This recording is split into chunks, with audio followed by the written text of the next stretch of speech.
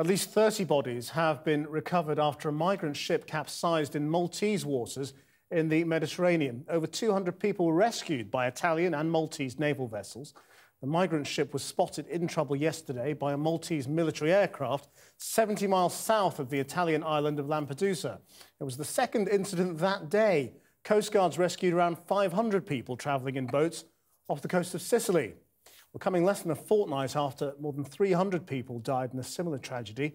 The Maltese Prime Minister has warned the seas are becoming a cemetery for would-be migrants, and he's demanded the EU take action. Porrick O'Brien reports. The port of Lampedusa and the tragic two-way traffic of the desperate scramble to Europe.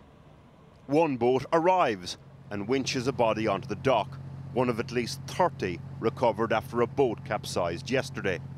At around the same time, another boat gets ready to leave, carrying away some of the hundreds of people who died in the same way, but this from last week's tragedy.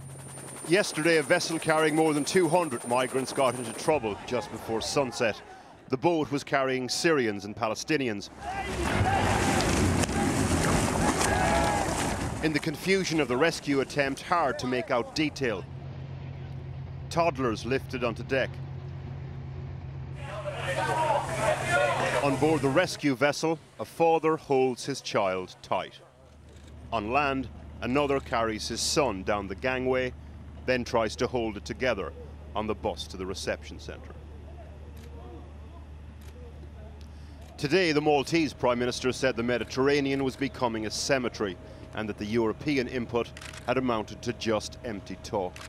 It is good that this is being brought up at the European Council meeting, and very good that there will be a discussion. But with only discussion, we will get nowhere. Talking is not enough. He went on to say his country was dealing with a continent-wide problem alone. We put that to the European Commission.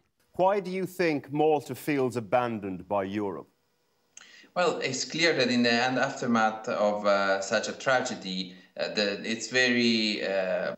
everything is very emotional, and up to a certain point it's also to be recognized that many member states could do more to show solidarity and support with the Mediterranean. Are you saying the Maltese Prime Minister is just being emotional?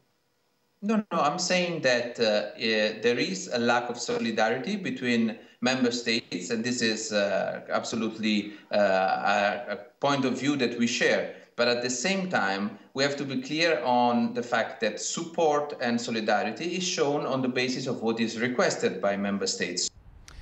It's up to the country that asylum seekers are arriving in to deal with them. The EU External Border Control Agency, Frontex, gives assistance when requested. But with the squeeze on EU coffers, the agency's budget has been cut by 28% in the last 2 years.